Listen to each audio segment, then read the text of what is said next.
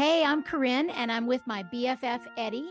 Welcome to W050 Podcast. Women over 50 embody wisdom and wellness. Yeah, that's what W050 stands for. People look at our logo and they'll go, whoa. And I'll go, oh, we'll get so popular. It's kind of like the Beatles, not, what's a Beatle? And then you get, So anyway, W050 stands for Women Over 50. Embody, what is it? Embody wellness and wisdom. Embody wisdom. Wisdom and wellness. Wisdom and wellness. Yeah. So we had a great conversation today with each other. We will interview people eventually, but this, we love talking to each other. And because we're kind of our go-tos, each of us in wellness for different reasons. You're my go-to for anything. Well, you're my just go-to for everything, but you're definitely my go-to for, and you're mine for yoga and meditation and, yeah. And you're the medical and the coaching. Food. Yeah. Exactly. The food and So we talked about that, and we talked about the importance of stillness and mindfulness and getting to know, your thoughts, what's in your head, the voice in your head, and the stories, like being able to discern what's alive and what's a lie in a moment. That was a good one. What's real? How to stay in the now. All right. We had a good conversation. We had a good time. We hope that you enjoy it too. Hi, Eddi. Hi, Corrine. Hey, since when do you call me Corrine? Hi, Ken. She's being very formal. I am. Hi, Ken. How many other nicknames do you have? Do you have any? Are you a nickname family? Yes, I have a lot of nicknames. Tell me. Eddi was always one. Eds. I have a nurse in Toronto. All she called me was Eds, and now all her kids call me Eds. Yeah. And then I have Eddi-isms, which, I say things. And your words. You make up words, and you make up words too. Yeah. I love to make up words. Yeah. I love playing with language, and I do. I love making words, and they're, sensibility.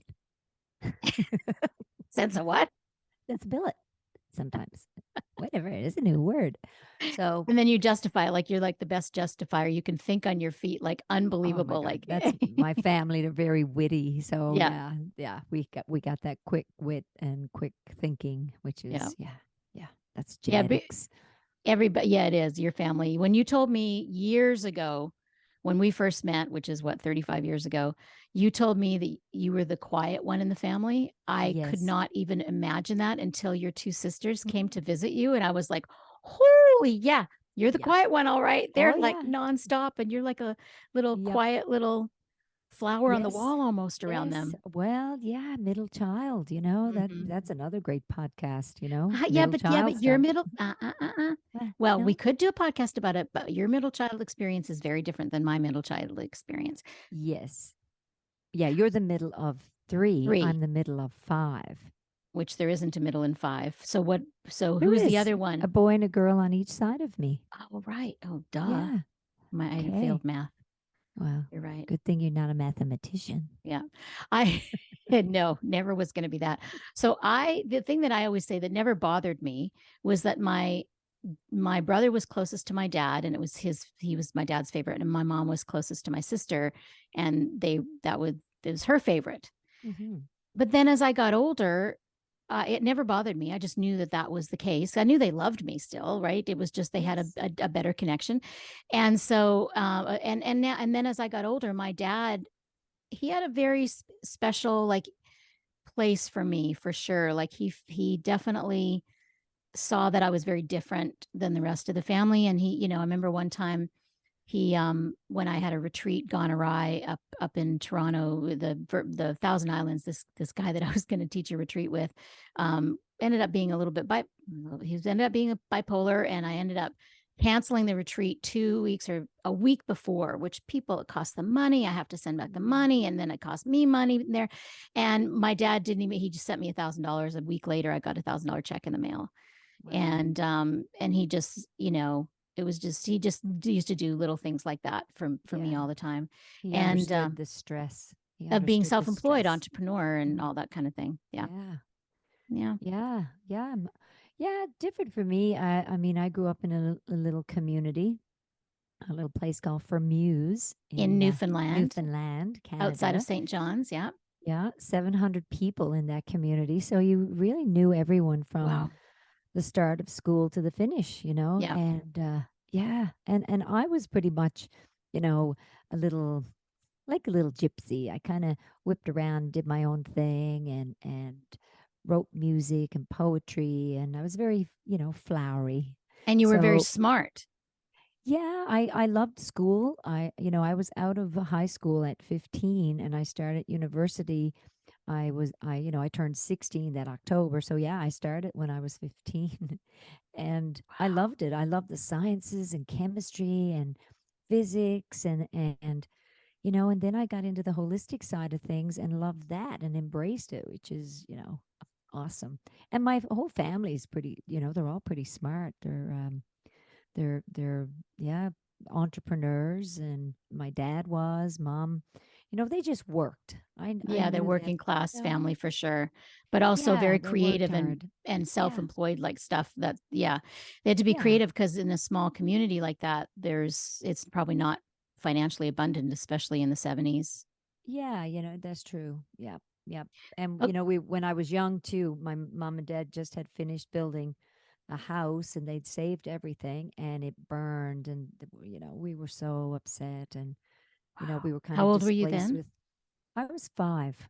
when the first So fire? Because you've had a couple fires. So for yeah, a we five, when had all everything when burned, yep, yep, everything like everything everything, the whole house. to Yep, the ground. all our Were you all in toys. the house? No, we weren't, luckily. So we were in the city with our um parents, and then the second fire was electrical from the second build of the house. So they started over again. Same location? Just a little bit over from it, but yeah. Okay. And then that went down. So, it teaches you a lot when you're young. So I didn't hold on to stuff much. And then You know? also, then being a middle child, to me, the way I would look at it is that you wanted to stand out because they got the attention, kind of like my family. So you had to make your own way. And so you were into music and you were in very smart and in the sciences. Does that make sense? Yeah, you don't really think about it much when you're just doing it. You're living it. Mhm. And for me, I just knew I wanted to get a really good education that would allow me to go anywhere in the world if I wanted. That was my whole premise for Because you going were on into. an island in the middle of nowhere. You never went anywhere until you were 18 or 19, right? Well, yeah. Well, when I was 11, I went to Boston. I went up Mm. to help my aunt in Dorchester to. She had a nursery and looked after kids, a daycare type thing. So I went to work for that summer, and yeah, I learned the work ethic pretty early in Hmm. my life. And then after that, no, I never traveled anywhere. I as soon as I graduated from nursing, I moved to Vancouver, Canada, the whole West Coast, right? Which is kind of where you're from. Now, share that story because I love that story that you really didn't know where it was. No, I didn't. So, geography and history, I was more science based. So I just, loved just going places, and I really didn't know the distance. And yeah, from Newfoundland to Vancouver, it's the opposite ends of Canada. And I had $250 in my pocket just out of nursing school and went, oh, just hop on a plane and you get there in a little bit. And, you know, I'll find a place and start work. It can't be too far. It's across the country. And what Yeah. we're talking, it's 3.5 hour flight from St. John's to Toronto, which you would have made a stop in. And then Yes. it's another 5 hour flight from Toronto to Vancouver, plus a Yes. 3.5 hour time difference. Yes. Three and a Yeah. half. Yeah. Yeah. I know. So I know. what you So, yeah, and there was no iPads and, headsets. I think I had a a Kai Walkman. Remember those? oh yes, I You had my put Walkman. tapes. That's how I I had a learned my little backpack. songs. Yeah, Yeah, because little Eddie and I were backpack. both professional musicians in our teens and 20s. Yep. Yeah. And so yeah, so off to Vancouver I went and got a job, which there was plenty of jobs, and in oncology nursing, and then did some music as well. So just I didn't think about how I was going to make it. It just those weren't the thoughts that came into my head, and Hmm. I knew I had to do it because, my family couldn't afford to send me money, or, Yeah. and if I didn't succeed or do something with my life, I couldn't call on them to go, what do I do now? Yeah. I need to come home, or I need to, but, because they were all just trying to make ends meet. So, yeah, I just kept putting one step in front of the other. Yeah. That's it. Yeah. Yep. And here we are Okay. today. Here we are today. Yeah. So what's so interesting is that we met in Nashville when we were probably 23 or 24 years old. We'd probably both been living there about a year when we Hmm. finally met. And we were both struggling singer-songwriters. Well, I was struggling more than you are. I was cleaning houses. You were a working nurse, Yes. and then but we both had that music bug that we did music. And then you kind of got into the holistic stuff, and then I got into yoga and meditation kind of at the same time. You got Yeah. married as well and had a child, and then but we always kept coming back to the music, and because it was a part, it just wasn't something for me that I realized I didn't want to do it for a living, because I didn't want anybody else to be in charge of my destiny. And I Yes. also, even more importantly than that, just had such a passion for the yoga and the meditation and the self-inquiry and the getting to know all about the mind and what conditioning and all that stuff. And at the same time, you were, started working with Reisman. And so you were introduced to holistic medicine from oncology nursing, right? Yeah, which was really um, wonderful. He was just an amazing mentor, and I had amazing IV skills, intravenous skills. I could start an IV, I could In the do an dark. orange Yeah. and draw blood. Yeah. Mm-hmm. Yeah, so, I got very skilled at that. And so all these really lovely vitamin and lovely IV therapies we were doing way back then are actually kind of really popular now. Yeah, they're really Yeah. popular. There's a bunch in Nashville, and people use them, unfortunately, for hangover prevention or cure. But there Yeah. are also a lot of people that use them for after they're sick or before, whether they're getting sick. But I remember going to your house, getting them, 30 years ago when I was feeling a Hmm. little tired or something. So I still go do that every once in a while when I'm feeling, Yeah. or before I go to India when I need hydration and stuff. I go Yeah. do that. Yeah. Yeah. It's So you wonderful. introduced me to that. So yes, that's kind of, just wanted to touch on that a little bit to, for our backgrounds, because, we play music together still when we teach retreats, but then I get to come to you. Like, you've been I rarely see a regular doctor. Like, I've probably seen a regular doctor, I don't know, twice in the past 30 years, maybe. And you're my doctor that I go to, and you're my doctor I go to for my friends, Mm, and then good. you get to come to me for meditation and for yoga. And Yeah. Yeah. I remember when you first started meditating, you were really something, and you really encouraged everybody to do it. Everybody, bus you're being kind. drivers, Yeah. teachers, homeless people. Like, she was encouraging everybody. And even when we I went thought it was going to to, save the world yeah, yeah, you were going to save the world. Both with of us, we meditation. were like, Yeah. yes, yes. Oh, everybody needs to know that Yeah. white sugar is not good for them. I had to tell Hmm. them. And then, my daughter years later says, Mom, I'm almost 30, and I have to tell you, you deprived me of sugar. Was like, yes, I did. So she Mhm. still doesn't appreciate it. Oh, maybe in her own way, now that she has kids. I was going to say, doesn't she Yeah. notice when she gives them sugar that they're a little crazy for a Oh, while? absolutely. And Yeah. some kids, they're not affected by sugar, and there's a lot of kids that are, and it's just knowing the amount. Hmm. It's a sliding scale with sugar for sure. Hmm. Yeah. Yeah. Okay, so we've talked a little bit about ourselves, and which we'll do on all the podcasts, get a little bit of our background stories and why we do what we do. And then I also wanted to have a section of the Dr. Eddi, because it seems like every week you don't come to me as much, as often as I come to you.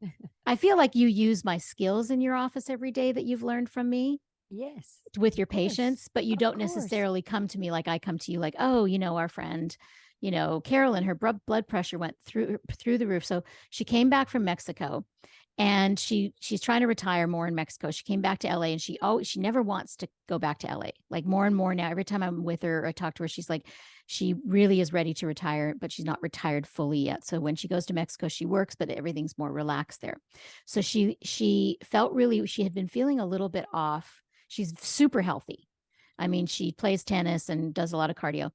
And you know her well, so I'm just giving background information for people to share with her about her. And she's like 63, I think. So, anyways, she felt weird, so she went to the drugstore to take her blood pressure, and it was 190 over 72. So she went directly to, she called me right away. Then I texted you, and then I talked to my roommate, who's also a doctor. And she went right to the hospital, and it had come down a little bit. Um, and both you and Colleen had said take magnesium, that they just do. And when you go to the hospital with something like that, they take an EKG, but it really doesn't mean, like, they'll draw blood to see if you've had a heart attack or something, but probably they just have to do something, right? They have to do something. So they sent her home, which you both said that would happen. They sent her home with some blood pressure medication, which she doesn't need to be on, but it's still high. So I think she said she's taking a super small amount right now. But I told her, I said, Eddi said to take more magnesium. She goes like, I am taking magnesium. And then Eddi's like, no, you need 800 milligrams a day of it. So I sent her an Amazon link to get the more magnesium. You also said there was some tea she was taking that had ephedra in it, some Chinese medicine that could have caused that. Yes. So you stop those types of things. And some herbs can increase blood pressure, stress can, cortisol levels, hormone shifting, dehydration. There's a lot of reasons. And blood pressure, when we look at blood pressure, the systolic over your diastolic. So the top reading is your systolic, your bottom reading is your diastolic. When your bottom reading goes above 100, that's pretty dangerous. When your top reading is above, 130, 140, when it's climbing, there's other things going on in the body. And sometimes being stressed out can raise your top reading really fast. But when there's blockages, concern for stroke, it's that bottom reading that is the scary one. So a lot of times lifestyle changes can happen that will lower blood pressure. But again, sometimes it's genetics. And that's why I always say to people, follow up with your doc. If a couple of magnesium doesn't take something down, or the blood pressure down, or just say you're having that left arm pain. And what's the biggest thing they promote now? Aspirin. 2 aspirin. Just taking aspirin. Yeah. You chew 2 aspirins, you can actually clear an emboli. So, but get to the hospital. It's like if you had an EpiPen, you don't just jab yourself with an EpiPen. You got to make sure an ambulance is on the way when you do it. We just got to make sure when these things happen, they're like mini crises in our lives, and we just have to seek out advice. Yeah, and often yeah, and she does too, and often going to the emergency room because there's not enough tools in our little toolbox sometimes, and then we go over there. And they're not going to do too much unless someone's having a heart attack, stroke, there's a tumor, there's, it's an emergency. Their lane isn't all the prevention stuff and the supplements, even though they're great to go to make sure something major is not happening.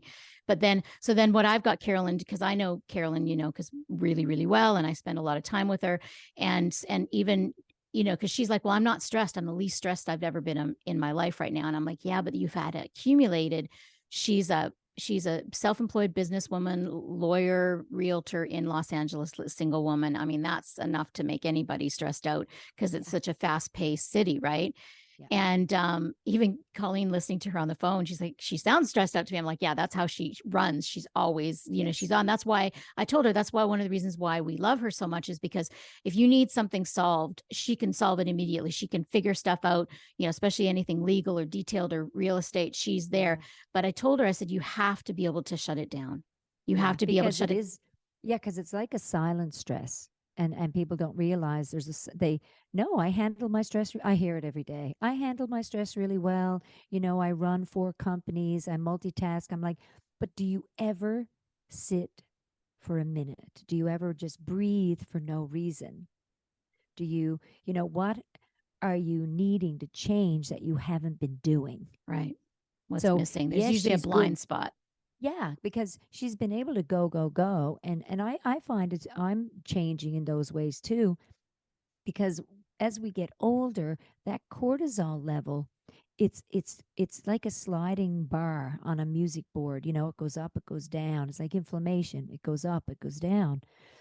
We have to monitor that, and the body gives you symptoms when something's out of balance. That's right. And let's always look at our lifestyle first and go, what can I change? Oh, I went to 3 meetings this morning. Before I go to the next one, maybe I just need to chill for 10 minutes. Mm-hmm.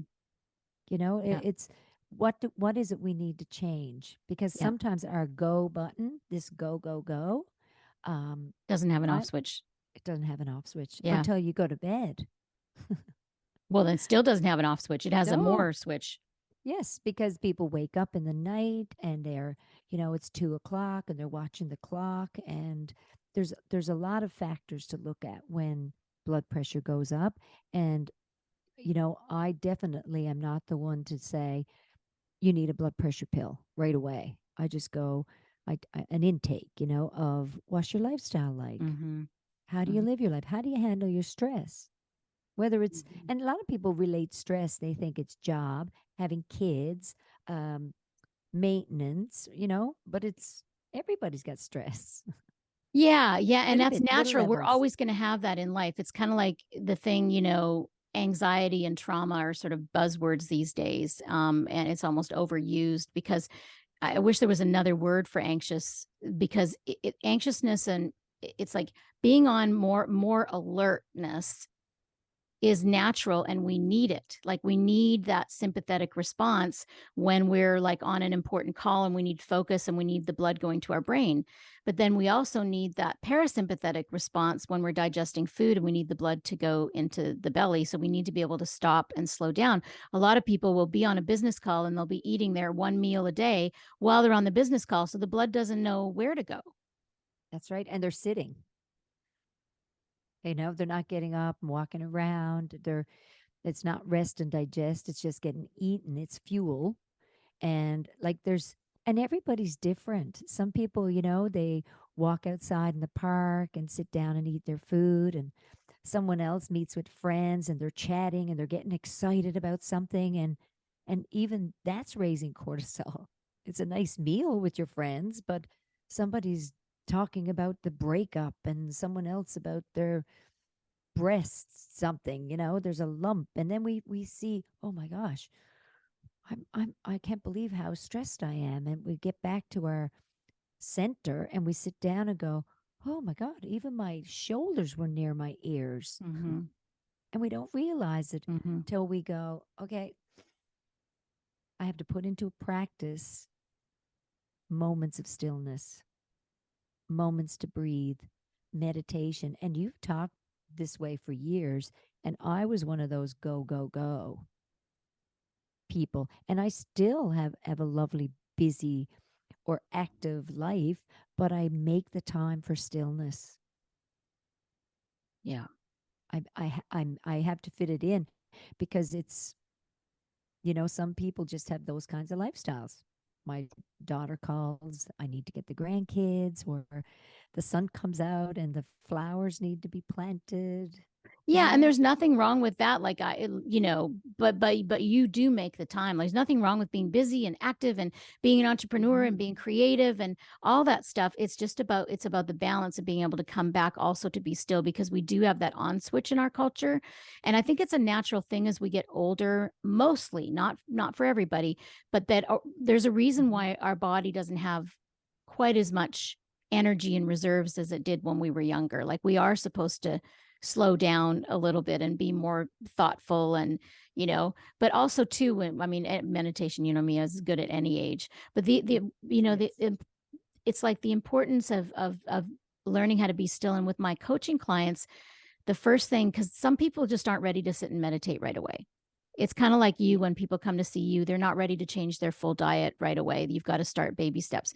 So what I do with is I don't mention meditation, or I might say we can talk about that down the road, but right now I want to work on you being present, because how many times do we like drive to our work or drive to drop off the kids, or brush our teeth in the morning, and we have no recall of how we got somewhere. Like, we're living in our heads, basically. We're not present. Or when we're even talking to a friend, we're thinking about what our response is going to be rather than really taking in and listening to them.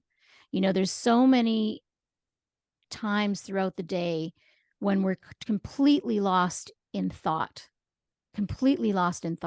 So what I do for people that's mostly people who come to me with anxiety and depression, they're living in their head. They believe their thoughts, they're living in their head. And so what I've had them doing is, there's a lot of different things, but this is kind of across the board. I'll say, okay, pick one thing you do 5 times a day. And like going to the bathroom, washing your hands. Well, that was 10 times for Eddi, or 15, or getting in your car, or, something that you do 5 times a day, and you commit to yourself that every time you do, say, going to the bathroom, I'm going to be mindful, and I'm going to notice my steps and my breath. I'm not going to be lost in thought in the person that I have to call, or who I need to talk, what I need to do while I'm doing that. So it's like 2 minutes.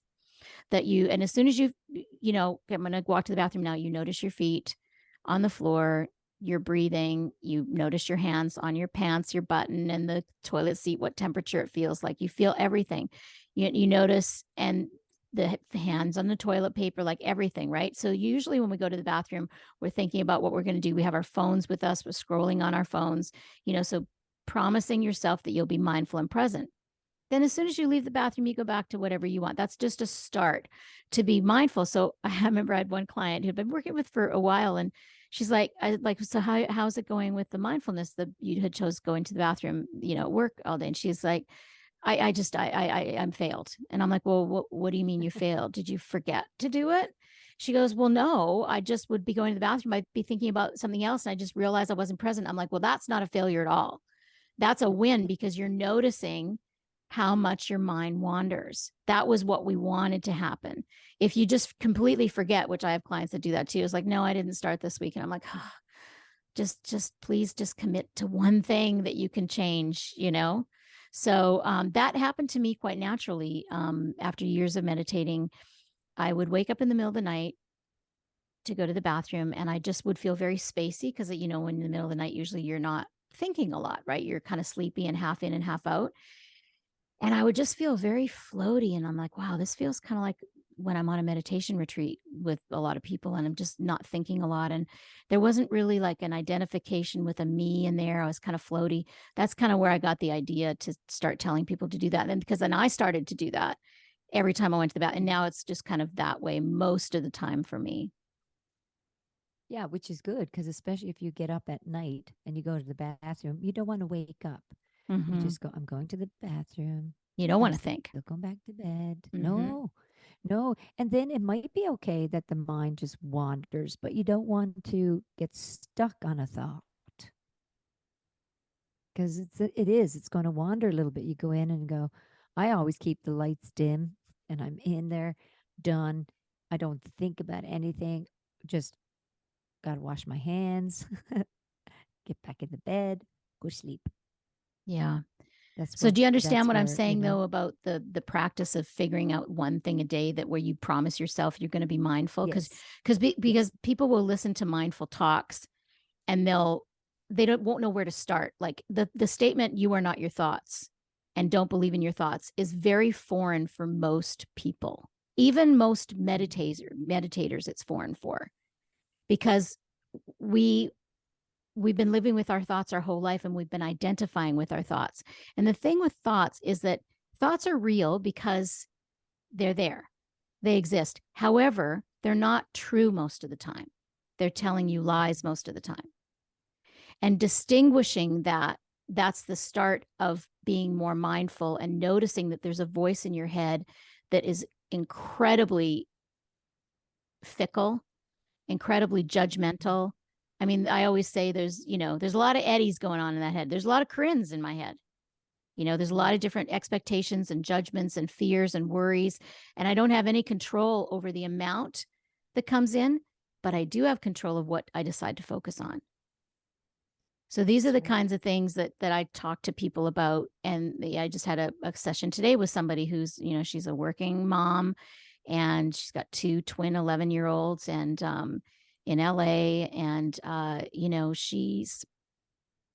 she is, after working with me for 3 or 4 months, she doesn't believe in, understands that she has a choice of what she wants to focus on. So is she going to debate in her head every day about whether she should do some more marketing for her real estate since the market's down? Or is she going to actually be present and and actually make those steps instead of debating with herself and then feeling guilty if she doesn't? You know what I'm saying? All those conversations we have in our head. That's what the point I kind of wanted to make about that there is a voice in your head, and that's the importance of being still, is to get to know what's alive and true and what's the extra narration that we're adding. You know what I came up with the other day when I was talking to Kathy? I was like, what's alive and what's a lie?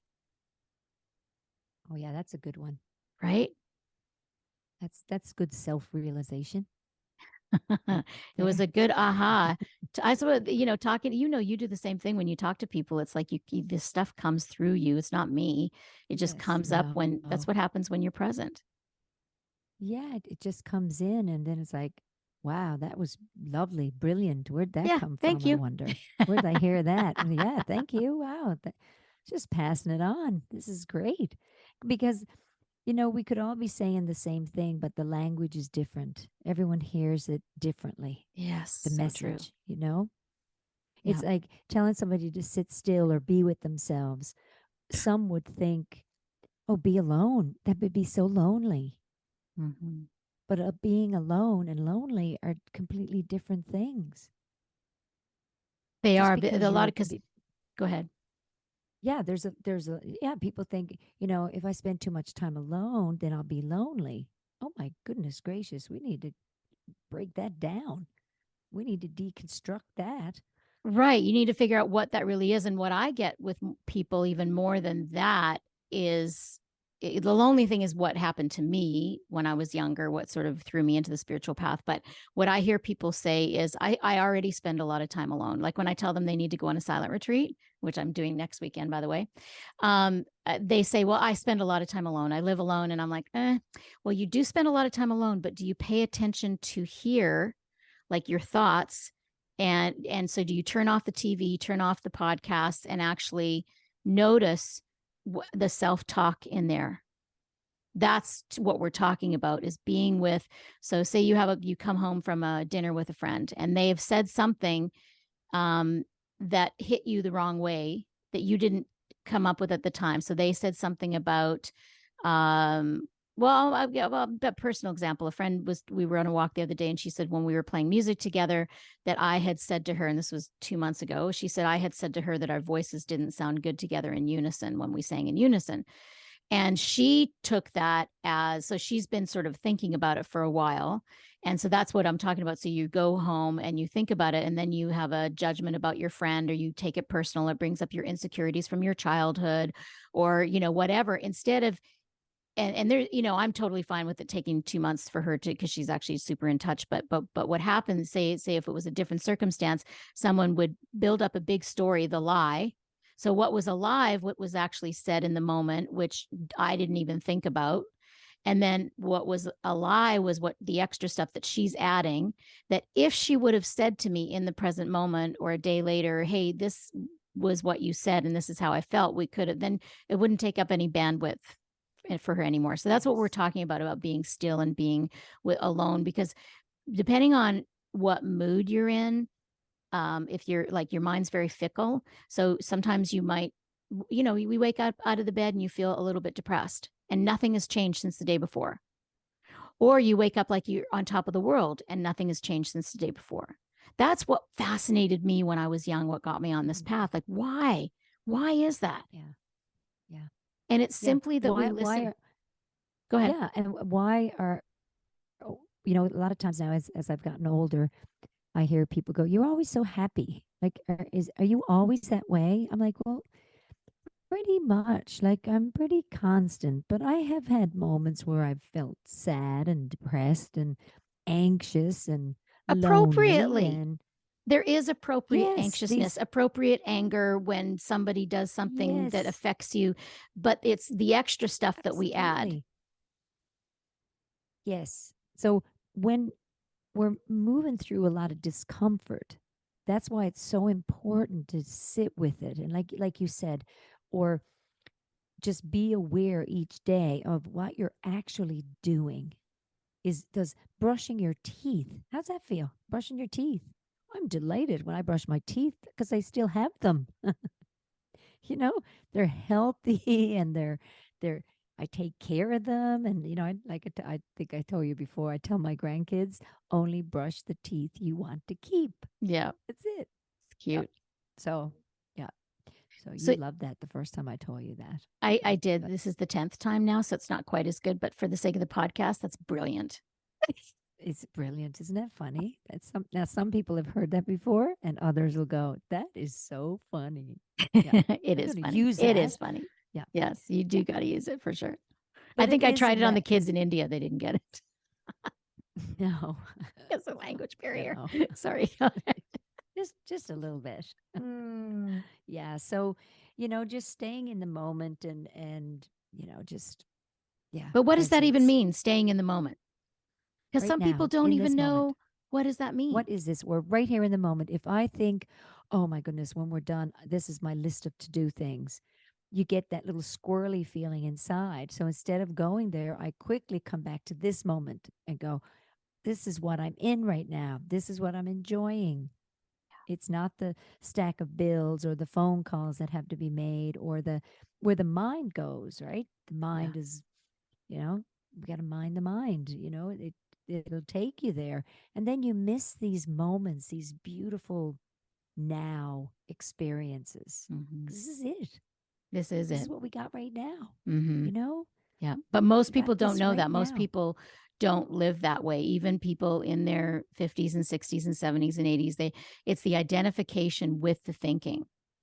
But it's what's beautiful is that I'm hearing on podcasts now, not just spiritual podcasts or podcasts about the mind or something, but actually regular old podcasts. People are talking about being present and not Yes. living in their heads and not living in their imagination. It's awesome that it's trending. I'm very, very, very happy about that. Well, it is because a lot of focus right now is on mental well-being, mental Yes. health, mental fitness, Yeah. overall well-being, tying it all together, physical, nutritional, mental, structural, emotional, spiritual, Hmm. there's so many layers. And yeah, it's beautiful to hear the word mindfulness, awareness. I'm realizing things about myself. Oh, wow. We're reaching self awareness and self realization. That is so cool. Yeah. And it's beautiful. And that it's like it used to 30 years ago was a language that, oh, that's my tribe. And now it's the language. It's It's broad, getting it's everywhere. Yeah. Yeah. Yeah. universal. Hmm. Yeah. Absolutely. It's like music, it doesn't need a translator, So now we're Mhm. Nice. breaking down those walls and barriers. And yeah, Hmm. yeah, that's what I like to see. Mm. Yeah, me too. Me Yeah. too, Eddie. That's what we're trying to do on this podcast is bringing more self-awareness and health and well-being and on honoring the journey of life for, specifically for us women that we're on. And as we get older and in a culture that worships youth and beauty, finding our way and our space and our confidence and who we are. Julianne, I wanted to mention this. I don't know if I mentioned this to you, but my friend Julianne is a filmmaker. When I told her WO50 podcast, she was like, "Oh my gosh, that sounds amazing!" And you and Eddie, you're so cute together. And she's like, "It's Great. true. Women over." She said that, and I wrote it down because she's a brilliant filmmaker, documentary, and everything. And so she got this like Mm. vision right away. And she said, women over 50 were raised very tightly knit and worked with the patriarch that is hopefully starting to crumble now. So we were raised by women and men, fathers too, who were the patriarch, and they supported. They didn't know anything else. Like my mother, she was born in 1939. So she was a teenager in the 50s, and if you went to college, it was to find a husband. And we were raised by those women, right? So finding out, as all this, it's such beautiful things happening on the planet with all the boxes being blown wide open with the Me Too movement and gender neutral and Black Lives Matter and all these things happening. We are, because we were raised underneath that, we're not as sort of open and there as like a 20-year-old, but then we have that wisdom of the balance. We're willing to learn. We have the compassion for that and to help, be a midwife for that new way of thinking and the breaking down of the patriarch. We're listening. We're taking it all in. And I truly feel the biggest work is letting the judgment go, the judgment on yourself, on how others are or how I should be. How others should that's be. That's a big one. Yeah. Letting all that go. And just holding space, which is, I feel like women over 50 can do. We can hold space and listen to ourselves, to each other. Yes, and that everyone has a voice, and that, it's true. It's the intention. What's our intention with this? It's just to pass along information that we've been collecting for years, and a lot of it continues to work for us, and tried and true, and this is what we want to pass along. And then to also share and have just a lane, a wellness lane for those that just are seeking balance and peace and love and presence, and not birthday presents, but presents. Oh, Eddi, I love talking to you. I love talking to you. It's awesome. We could talk for a long time. That's my favorite part of the podcast, is that I get to see you on Zoom every single week. It's like very big bonus. I know, it's great. And it's only 2.5 hours in the difference. Time difference. Yeah, I know it's always later for you. Yeah. And I'm always like, you got to bring your energy up a little for the podcast, Eddi. I know it's late for you and you've had a very long day. So but it was great. It was a great conversation. Good. Oh, yeah. You're awesome. You're funny. You're funny and you're smart, and I love you. So are you. It's like a mirror, mirror. All right. Until next time, be well, be happy, be yourself, be kind. Be kind. We love you. I love you. Love you.